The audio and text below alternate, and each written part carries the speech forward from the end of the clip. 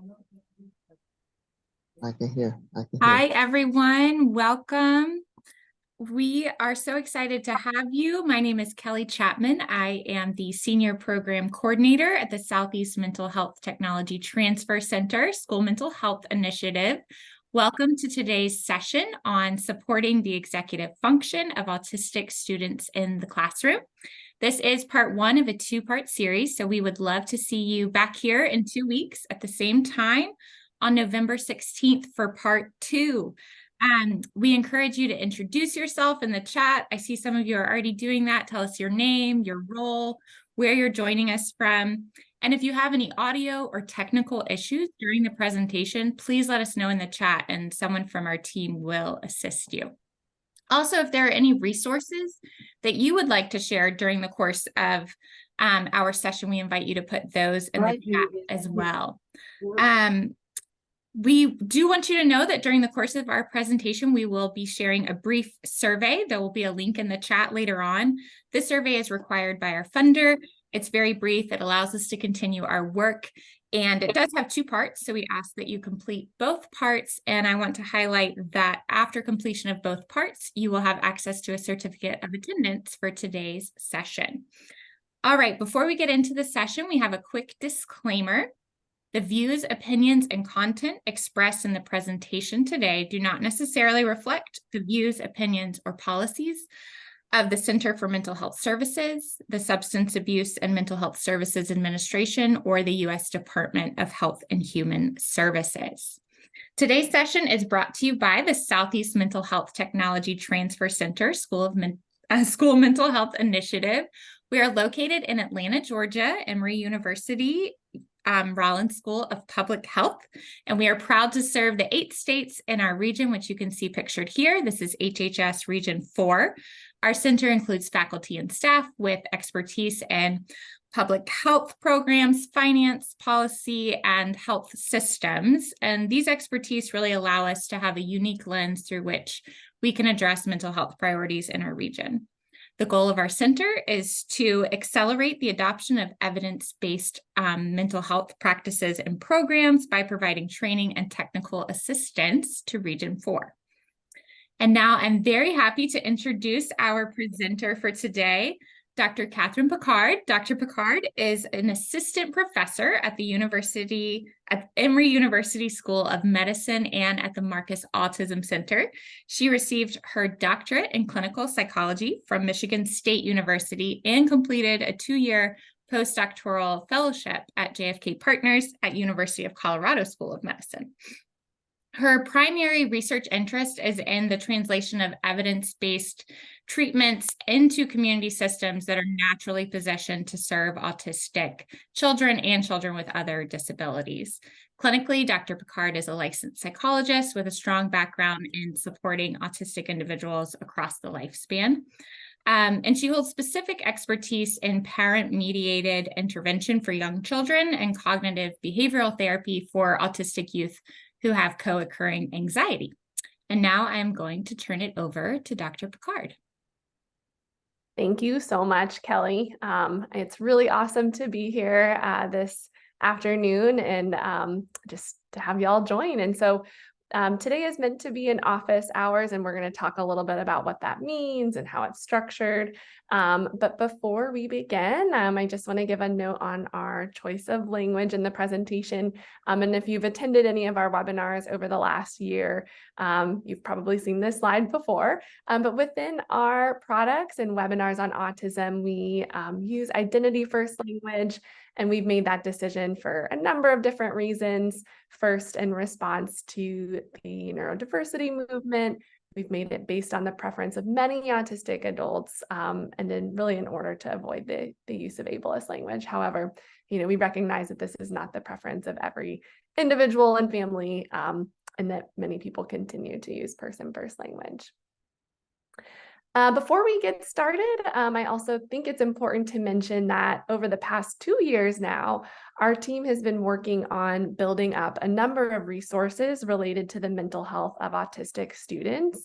And these resources live in a toolkit that is housed on our website. I'm going to encourage you to check it out if you haven't already. This includes resources related to mental health and anxiety specifically, as well as some of the executive function topics that we're going to be discussing in the office hours today and then in the office hours in 2 weeks. Just one other quick note that I think is important to say is that over the last year, many of these resources have been developed with the goal to represent neurodiversity affirming practices. And so you'll hear more about that today and definitely in 2 weeks. And so these are practices, right, that are aimed at supporting students in learning a variety of strategies aimed at helping their mental health, but also thinking about what are the environmental changes that need to be made in order to support autistic students as well. So we're not just expecting them, right, to change their behavior or learn strategies when not in environments that are conducive for them. For our office hours today, this first office hour is really devoted to identifying common executive function differences in autistic students.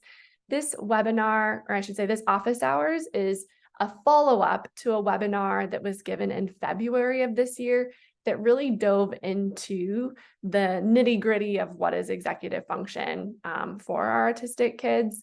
The goal of this webinar is definitely not to repeat all of that content, but we will give a little bit of a refresher just because we are aware that there are potentially people here who didn't attend that webinar, and even if you did, it was 8 months ago, and so a refresher could be helpful.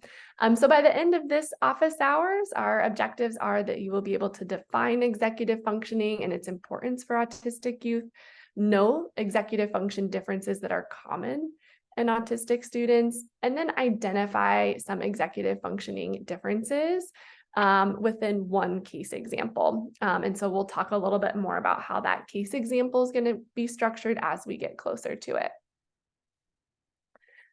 Before we get started, though, I appreciate y'all introducing yourself in the chat box. That's super helpful for me to understand who's here and even what you're hoping to learn today. But we also have a set of polling questions. I find this to be a nice visual to kind of let everyone know in the webinar who's here. So you will see this pop up onto your screen now. And if you could take a moment to fill these questions out, they're going to ask you about your professional role, how much of your time you spend working with autistic students, and then how much of your time is spent thinking about kind of the mental health specifically of autistic students. And so if you could take a moment to fill that out, we will then share it back with you just so you also have a sense of who's here.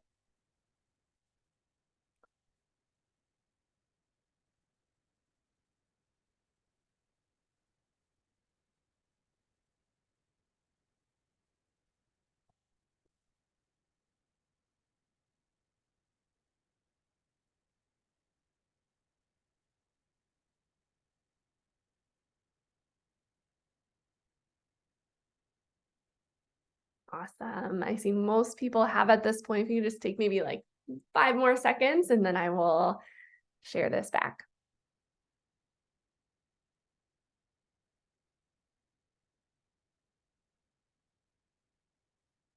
All right. So let me just check here and make sure that I am sharing this.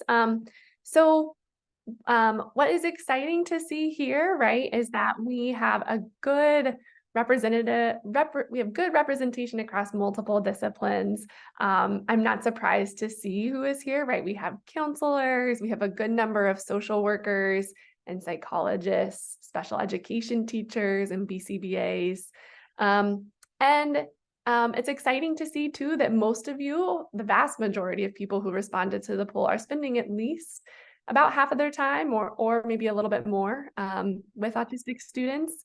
And then I'm just looking at the poll here. A good number of people are really kind of in roles where they're directly supporting the mental health of autistic students. And so I think that this makes you well positioned to also be thinking about these executive function differences. And we have folks with a variety of backgrounds and familiarities when it comes to executive function. I think this is going to be helpful. Part of today is going to be spent doing some case discussion around a case presentation. And so having people who have those different skill sets and experiences, I think will be useful. All right. Let me just move right along here. So let's dive in just and give a little bit of background before we talk about our case presentation today.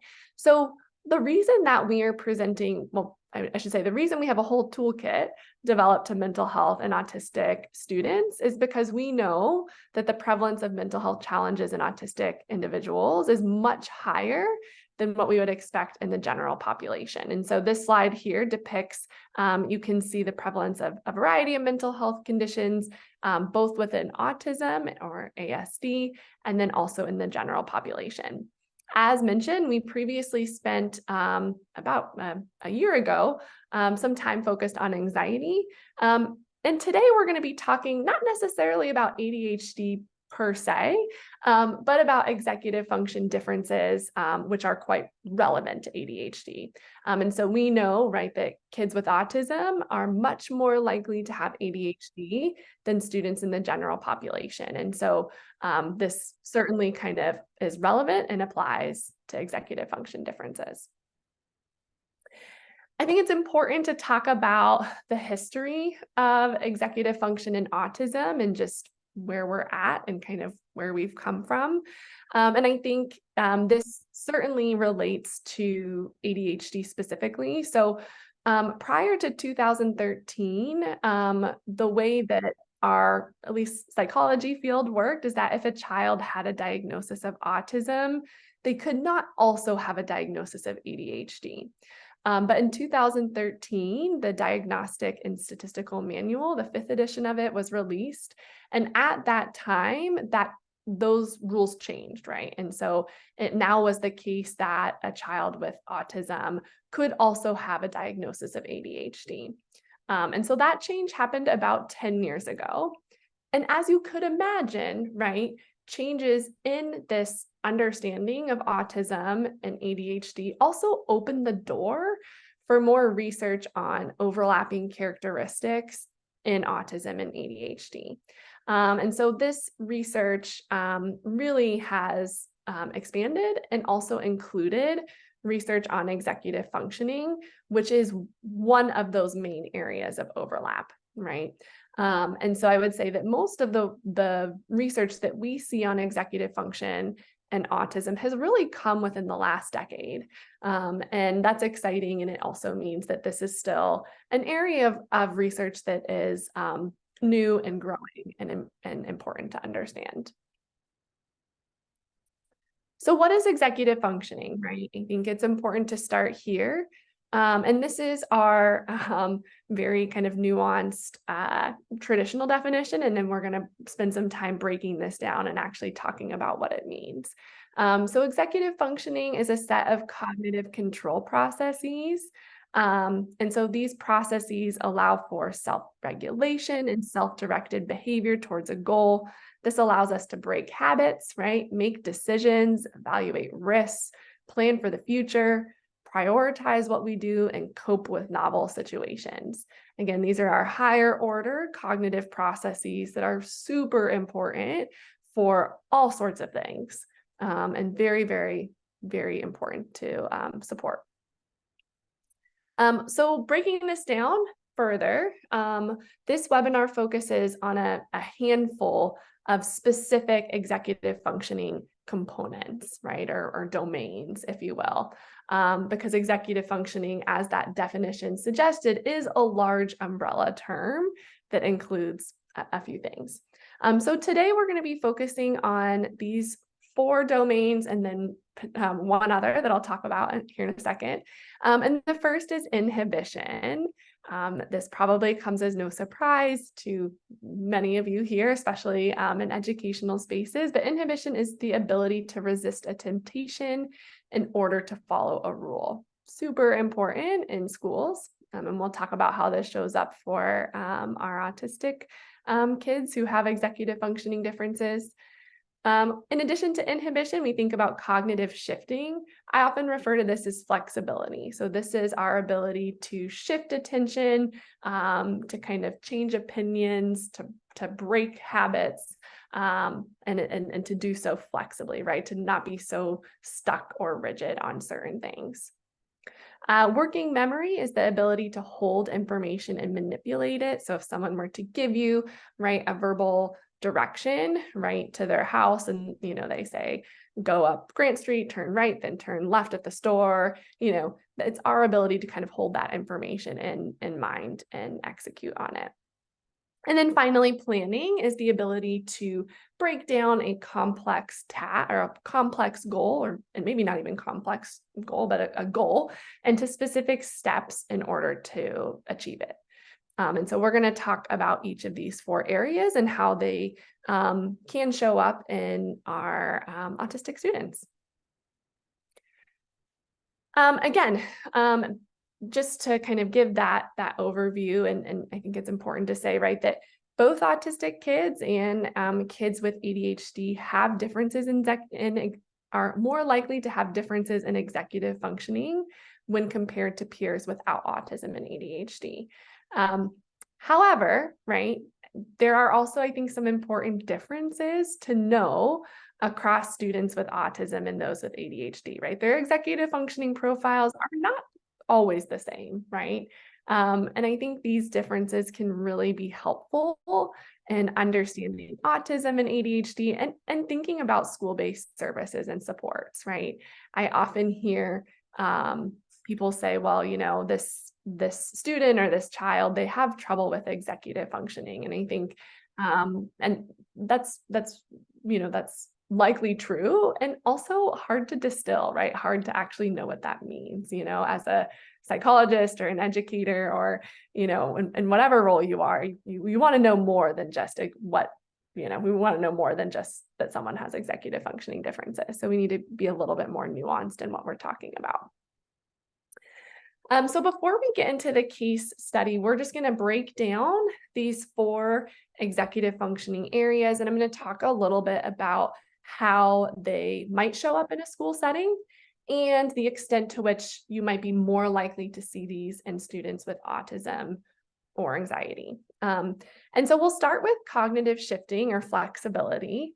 Like we kind of talked about previously, right? This refers to our ability to kind of change opinions, go with the flow. And we know that autistic students tend to have more challenges with cognitive shifting and flexibility than students who just have ADHD. And for those of you who work with autistic students, I would assume that this resonates with you.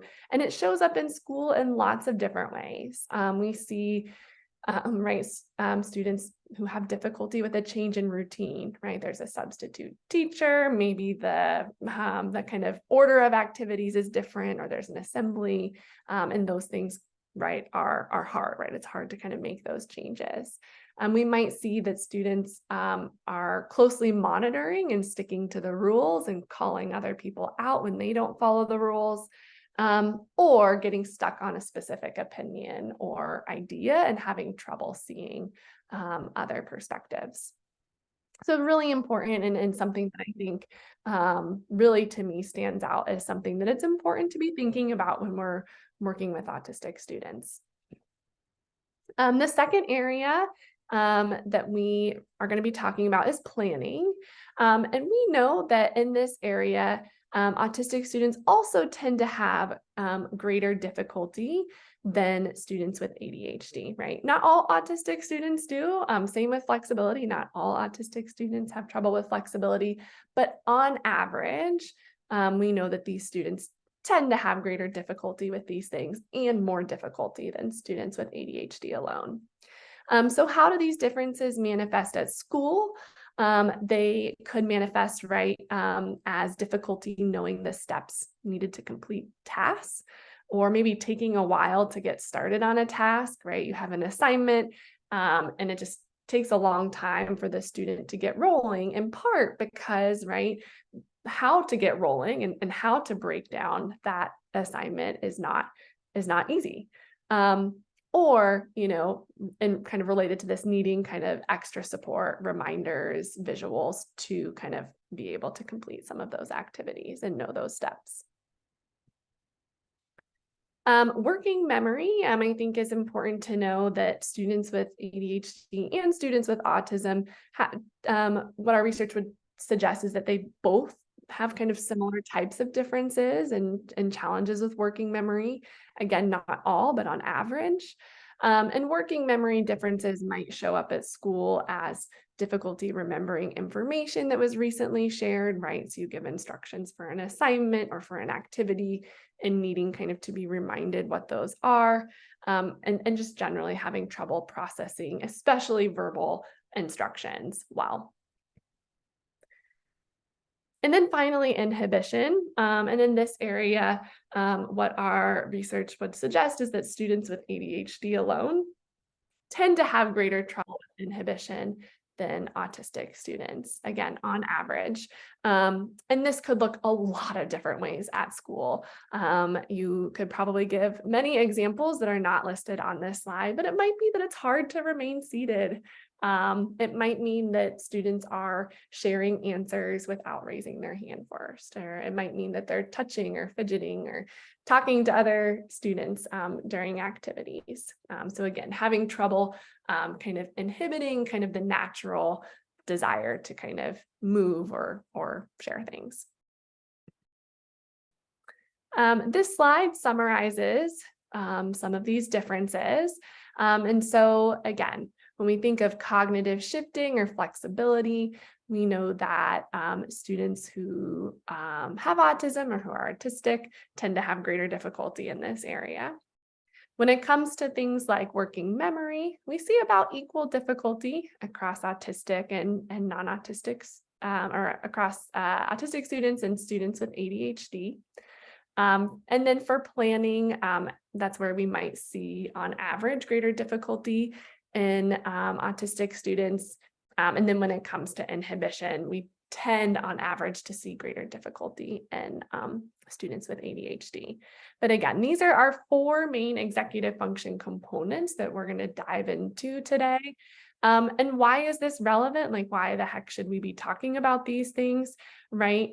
Again, when we know what specifically a student is having trouble with, we can do a better job supporting them and creating environments that are more conducive to helping kids be flexible, helping them, remember things, helping them inhibit or kind of be able to follow directions.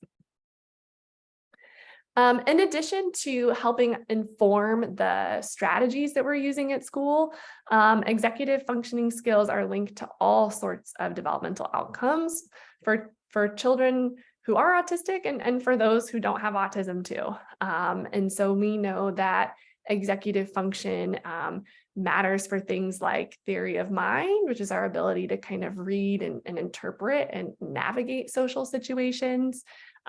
It's important for our adaptive skills or our daily living skills. It's important for school readiness, right? And also for mental health. We know that students who have executive functioning differences or challenges are much more likely to have anxiety and depression and other things going on. I want to just give a note on emotion regulation. We will be talking about this in our office hours in 2 weeks. But emotion regulation is not necessarily a core executive function domain, but it's considered highly overlapping, right? Because some of the self-regulatory processes that are needed to regulate emotions are certainly tied to executive function. And we know that autistic students are more likely to have difficulty regulating emotions. And this might show up as their emotions going from, small to big or 0 to 100 really quickly. And so, I think that when I think about kind of mental health specifically, which is my background and what I've spent a lot of time doing, I think about executive functioning really being tied to emotion regulation and some of those other mental health domains. All right, I am just doing a time check and feeling good about where we are. So I want to transition, right? Again, the goal of this office hours is not to give all of the context and background that was given in the original webinar in February that talked through executive functioning in a very detailed way. Those webinars are available online, but the goal of this is to take some of that information and to have more nuanced discussion around what the heck this means and like how do you take it and apply it to kids that you're working with or students that you're working with.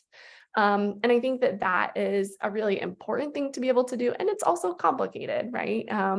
Every student is different, and what executive function looks like for every student is different. However, we can still start to kind of apply and piece some things together. So we are going to be transitioning into a case study activity. And I'm going to present the case study here in a second, but I want to give some context for how we're actually going to go about doing this activity. And for those of you who have attended some of these mental health focused webinars before, this may be a familiar process to you, but I'm going to present a case study, and I will read it out loud and share my screen to show you it. We are then going to move into Jamboard to really collaborate on specific ideas and questions related to this case study. And so let's talk about the case study first, and then we're going to move into Jamboard. And Kelly is going to drop the link to Jamboard in the chat box. And so we ask that if you're able to click on that link, and it will take you to the Jamboard platform that we're using. And I'll talk you through how to use it here in a second. But let's talk about this case first. And I will read it out loud. William is in the 5th grade. William has autism and he participates in general education. William is a motivated student who does well, but he does not like group work and is quick to correct his peers if they don't follow the rules of the project.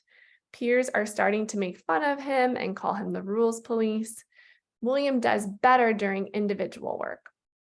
However, he needs support from his teacher to get started completing activities and reminders to stay on task. Without this support, William will sit and stare and at his work without starting. On the playground, William becomes upset when his peers break the rules during tag. In these instances, William is quick to hit his peers or push them, and his teachers are wondering which of his challenges are related to executive functioning and really how to approach these things. And so this is our case study here, and we're going to take some time to dive into the case study. So I'm just going to quickly stop sharing my screen, and then I'm going to reshare our Jamboard platform so we can see some of these questions together. And just a reminder that Kelly is dropping the link to the Jamboard in the chat. And if you're able to join via that platform, that's amazing.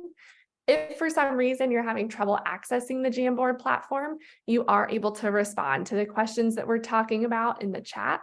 And then someone on our team will move them into Jamboard. This is just a way so we can kind of visually see all of the strategies that folks are suggesting and organize them and talk about kind of similarities and themes. All right. So let me get into full screen mode here. So it is nice and large. Awesome. So the way that Jamboard works is we are going to be moving through a handful of, whoops, I'm on the wrong question. Let's start with question 1. We're going to be moving through a handful of prompts related to this case study. If you would like to add a comment, you can take a sticky note and move it to the Jamboard by clicking it and then typing a little note kind of in the sticky note that you think is relevant. And you're welcome to make it different colors or whatnot. What I will be doing is reading out the suggestions and strategies and comments that you make, and then we'll start organizing them and grouping them into kind of core themes or core considerations that we should be thinking about. Our plan is to share this back with everyone as well, so that you have this accessible and can use these things moving forward. All right, so people are way faster than I am. And are already starting to drop things in, which is fantastic. So the first question related to the case study is, what specific behaviors make you think William may need additional support with executive functioning? And so I'm just going to read and start to kind of move the sticky notes that come up. So we have incompletion of tasks needing frequent reminders. So I love that, right? So both reference to like the specific thing that's showing up and how people are supporting him. I'm going to put this does not start until prompted right under there. We have all of these nice kind of planning related things. Okay, yes, I see the pink over here, responding to peers who don't follow the rules. I'm going to group this over here as kind of like our flexibility domain. We have pointing out rules, emotion regulation. That's awesome. I'm going to put this over here. We'll make this a specific domain. I really like how, again, we're taking this broad concept of executive function and breaking it down into some very kind of tangible domains that we might want to think about when supporting William. Awesome. Let's keep moving this flexibility. Amazing. Thinking with peers. Focusing on tasks. I love that. Working memory. Yes. Does not remember the instructions. Emotion regulation here. Awesome. So we're just going to say, I'm going to group some of these things are, some of these stickies kind of overlap a little bit. I'm going to put some of the focus related attention domain. I'm going to group some of those together.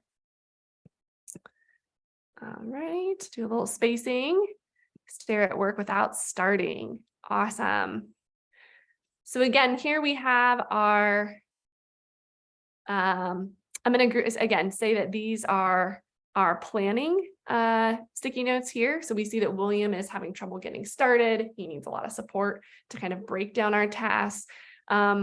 He's struggling a little bit with flexibility, and this is a problem, right? Because his peers are starting to make fun of him, which is not cool, right? And we'll be talking in 2 weeks about how we as educators and people who are supporting our autistic kids, how we can also make sure we have inclusive environments where our kids aren't so at risk to be bullied. But right, flexibility here. All right. Some of these have double. Amazing. This is so fun. I love the visual breakdown and depiction of these different domains.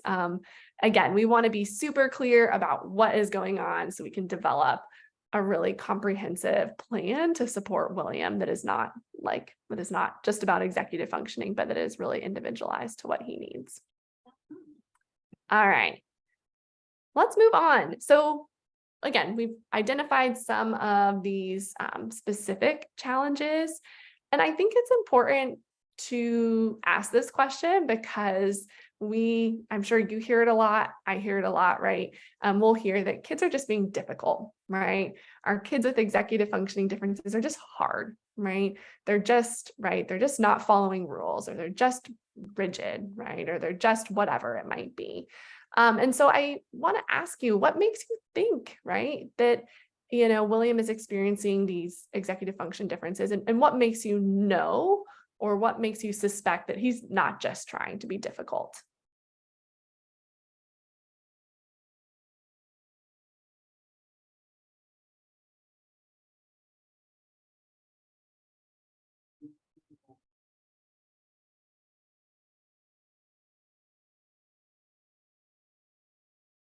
Maybe a trick question, slightly different than some of the other more straightforward. Yeah, I love that.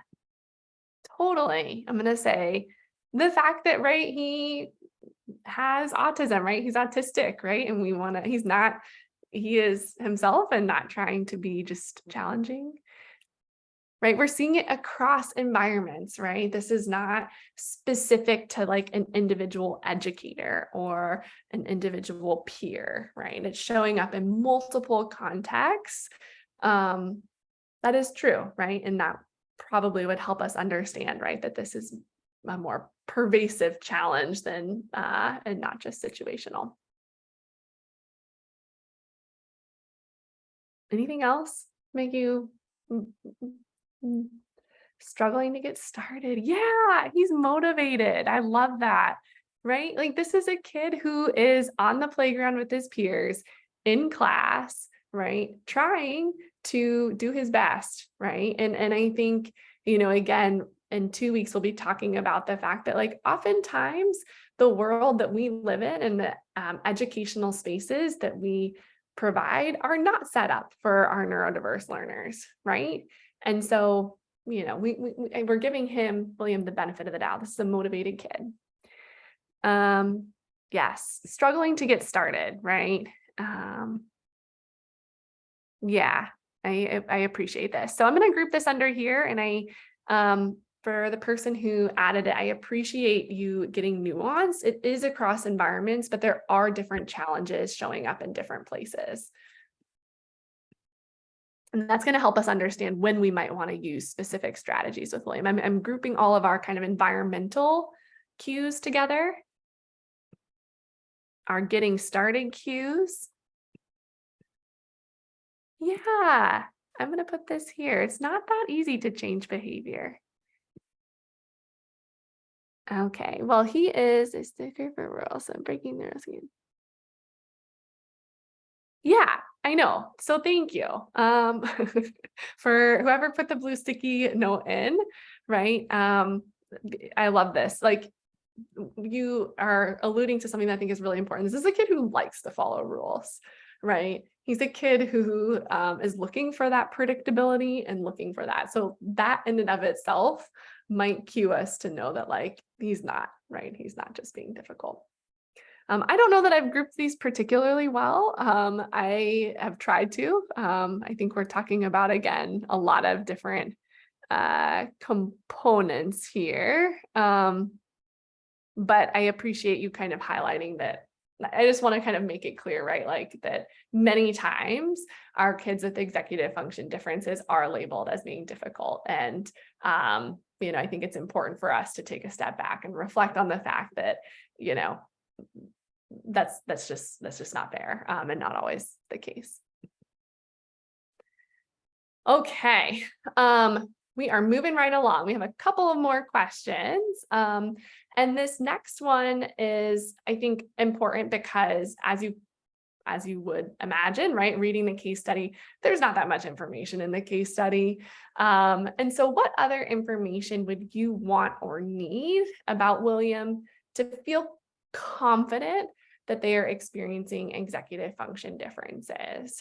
So what other, or to kind of narrow in and get more specific on what they're struggling with. So what this could be in the form of, information about the student. It could be, observing them in different situations. Maybe you're talking to the family. It could be any number of things. But if you were at his school, what would you be looking for? Yes. So feedback from parents, right? Understanding, are the challenges that he's experiencing in this environment similar to those or different as home? Yes, I appreciate this.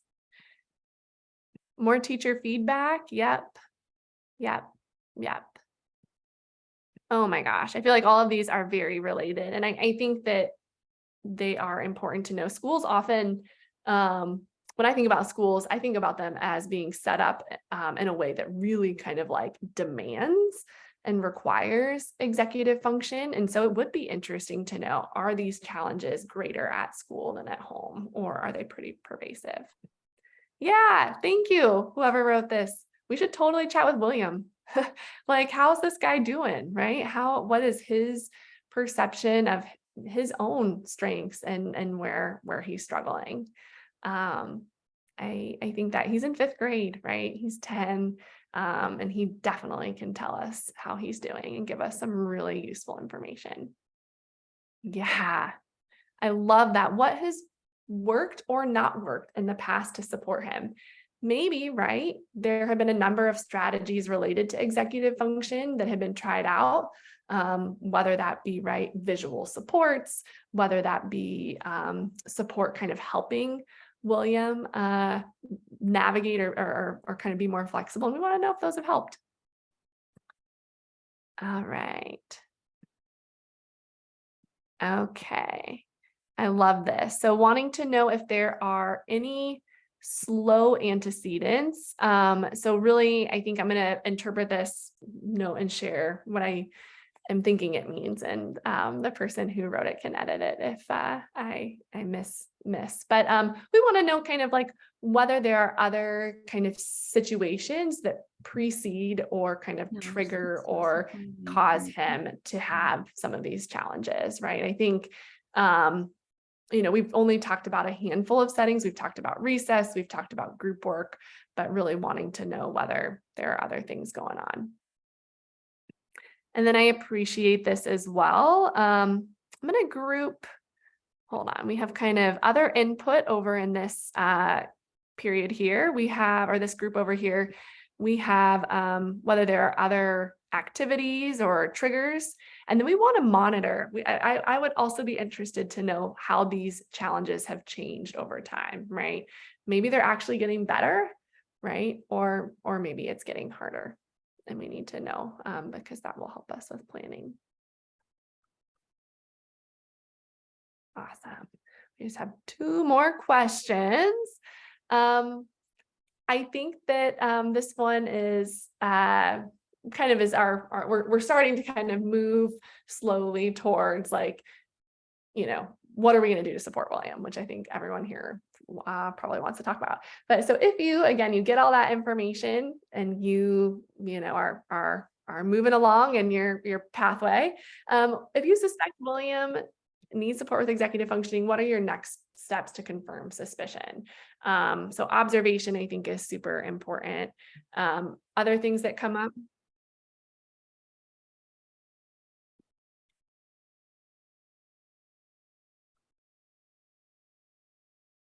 Yeah, I agree. Trying new interventions seems totally relevant. You might, again, back to the point on the previous slide, you may try some things out just to try and hone in on, right? Like, is this really a challenge? And is this going to be something that's easy to target and support? Or is this going to be something where we need to be more comprehensive?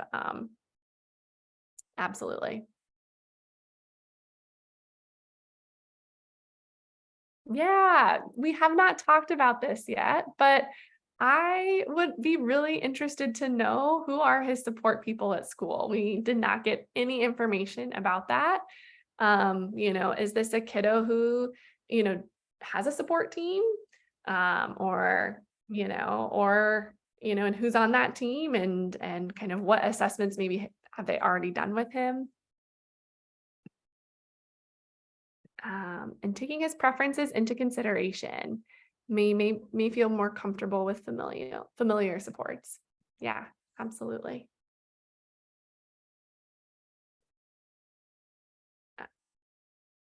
Yeah, so kind of similar to before. And motivation system is fantastic. So what motivate, again, I'm gonna kind of put this under this yellow sticky here, like what actually is going to kind of support William, and like, how does he feel about this?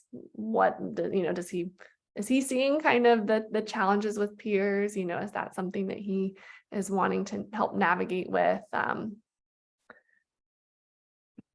Yeah, I appreciate all of this. That's what he needs, an interest inventory. For sure, right? Sometimes, and we'll talk a little bit about this when we chat in 2 weeks, but when we help kids learn new strategies, right? That's not always easy. And so we want to also think through like, how can we make some of the strategies that we're using relevant and engaging to William? And the best way to do that, right, is to incorporate some of those interests and incorporate those motivations that he already has. All right. And then I'm interested to hear from you, right? We, in the slides previous to this, we talked about how executive function differences show up at school. And so the question here is, if you work with students like William, what other difficulties do you often notice at school that cue you into them having executive function differences. And so I'd be really interested to hear this. And I imagine that this specific question will get a lot of responses, just because some of the things that we talked about, like the rules police, having trouble getting started on assignments, those are just like one of many, many possibilities for how some of these challenges show up in school. So what do you see? Amazing. Okay, here we go. I'm going to just group these as best as I can. Losing or misplacing things all over the building. This rings very true. Difficulty maintaining friendships. Yep. Right. So this shows up where we kind of started to hear that with William, right? Like he, some of these issues are showing up in his peer relationships. Asking similar questions repeatedly. Okay, I'm going to group some of our social things, not on track. And I like that it's in quotes, not on kind of track for social development. Wandering, frequent reminders. I'm going to kind of group this. They're not quite the same thing, but I'm going to kind of put these next to each other, which is needing frequent reminders, asking the same questions. Yeah, I'm going to put this down here, needing a lot of support with multi-step directions. Yeah, you can see, right? I'm putting these here, rumination, if something goes wrong, having trouble breaking focus from that. And I see this a lot. And you can imagine, right, how that ties to a kid's mental health, right? If you have trouble stepping away from some of the tough stuff that happens, it can really put you in a spiral. Sensory seeking, maintaining eye contact, stimming, monitoring vocals, inability to go back and forth. All right, I'm going to put some of these as kind of, this looks kind of routine oriented. It's not quite the same. I'm loosely grouping things like this, kind of eating the same food, lunch and snack, kind of getting stuck. Same here. Highly organized and flexible about where things are stored. Argumentative or getting in power struggles, fewer peer interactions. This is fantastic. So I think, again, I think the reason I put this slide up is not to, not to kind of highlight and have kind of a deficits focused view of executive function, but to really show that these differences can really get in the way of a lot of things for students. And they show up across the school day because schools in and of themselves are structured in ways that pull and kind of require students to show their executive functioning skill. I'm putting our sensory stuff over here. Let's see. So this is, again, really helpful. And what we want to be thinking about as we move into the second office hours is, yes, these things show up across the day and across multiple settings, but what does that mean, right? And how do we support students who are showing some of these challenges? And group that over here under our organization. Awesome. Any other things that come to mind as you think about executive function challenges?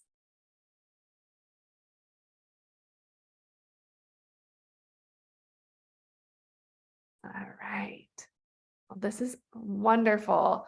I am going to stop. I am cognizant of our time and appreciate the really, really fantastic discussion around this. I'm going to stop my share and go back into our slides really quickly and want to help kind of summarize what we talked about and where we're headed, and to kind of give that overview.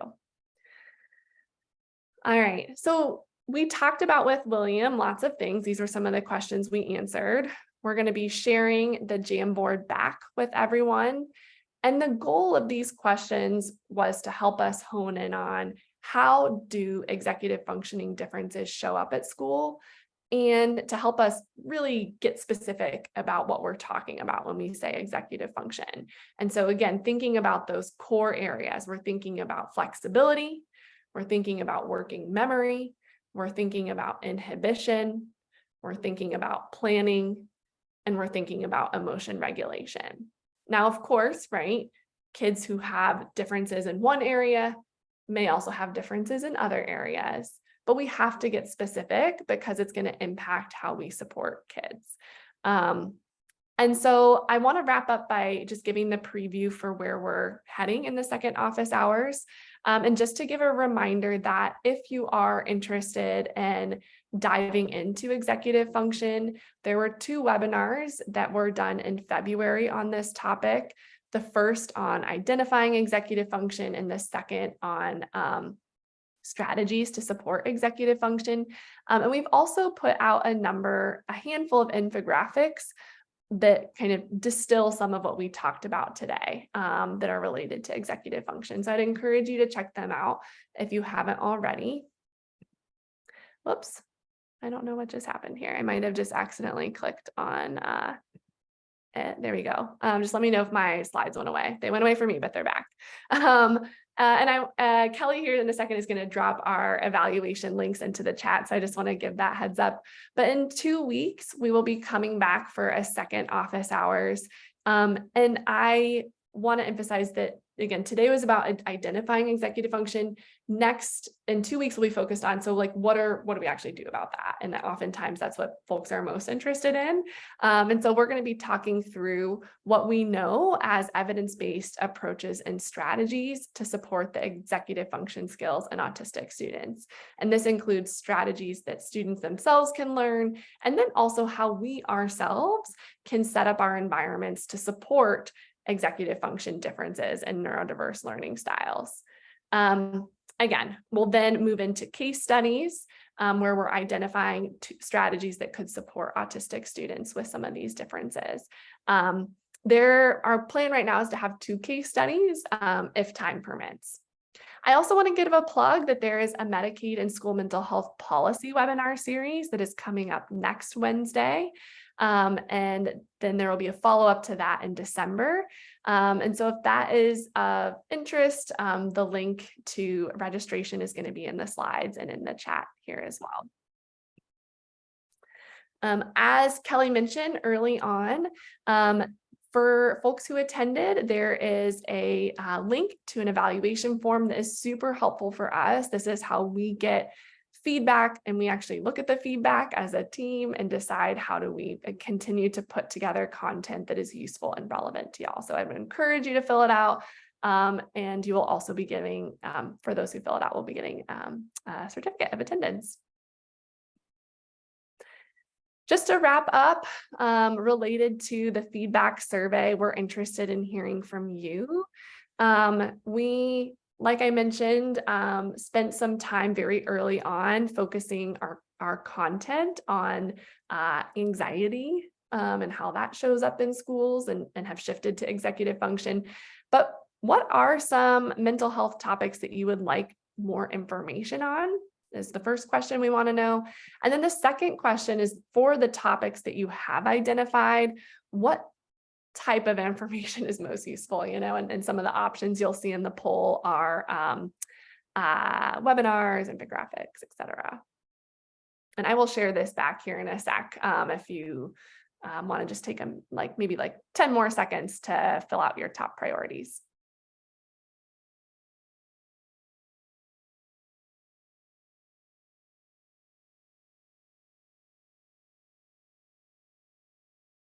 Awesome. Okay, so, and just let me know if you can't see this. I see the stop sharing button, so I'm assuming it's being shared. But what we see is that it looks like emotion regulation is rising to the top for a handful of folks, followed by neurodiversity affirming practices. We are tentatively planning to put on a webinar series in the spring that dives into what those practices might be. And it looks like webinars are a top, are one of the kind of preferred ways to receive information, followed by recorded presentations. So that's really good to know. If there are things that were not represented on this slide, but that you want more information on, the feedback survey is a great way to share that. The other option is to drop it in the chat or let us know in another way. I just want to say thank you again for hopping on the webinar today. We want to share again the link to the Southeast Mental Health Technology Transfer Center. If you have follow-up questions about the content of the webinar, or if you want additional information, you're welcome to send me an email. My email is on this slide, and I would be happy to share anything else. We do have, it looks like, 4 minutes left. And so I'm just going to open up the chat box really quickly. I was doing my best to monitor it as we went. If there are questions, please feel free to drop them in. I'm happy to, or unmute yourself. I'm happy to answer a couple in our remaining time together.